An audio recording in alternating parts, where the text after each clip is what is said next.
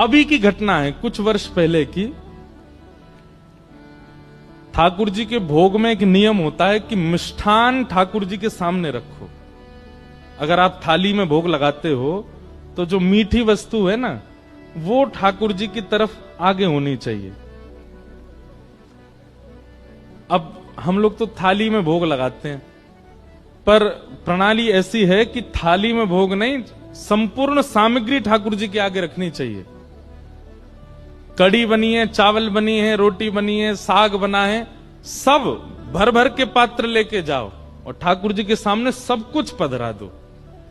मंदिरों में ऐसे ही भोग लगता है, सारी सामग्री ठाकुर जी के आगे धरते हैं।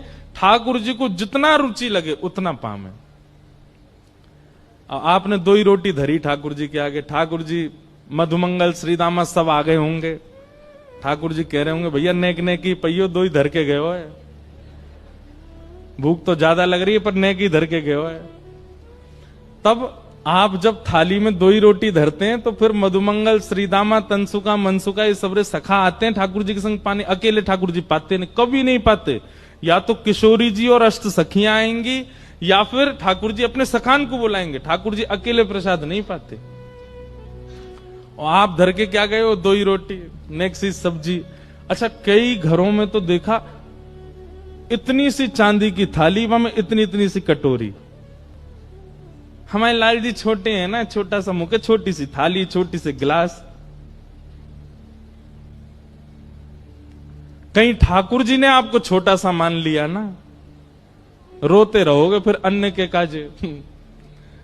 ठाकुर जी को भूख नहीं लगती, लेकिन आपका भाव यदि लाला का है उनके प्रति, सबरी सामग्री धरो सामने और सब सामग्री धर के ठाकुर जी तो कहो, हे लाल जी सबरे सखान को बुला लो, किशोरी जी को बुला लो, नंद रानी यशोदा, नंद बाबा सबन को बुला लो और प्रेम से चकाचक पाओ। ऐसे भोग लगाओगे तो काउदना महाराज कोई सामग्री ऐसी लगेगी धरी तो पूरी लेकिन आधी बची है, कहां गई, खा गए ठाकुर जी, पाली हो। काउदना तो ऐसा अनुभव कराएंगे।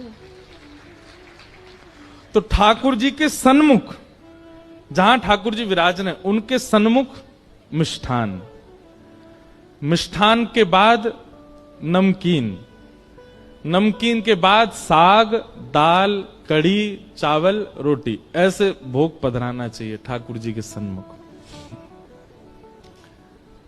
तो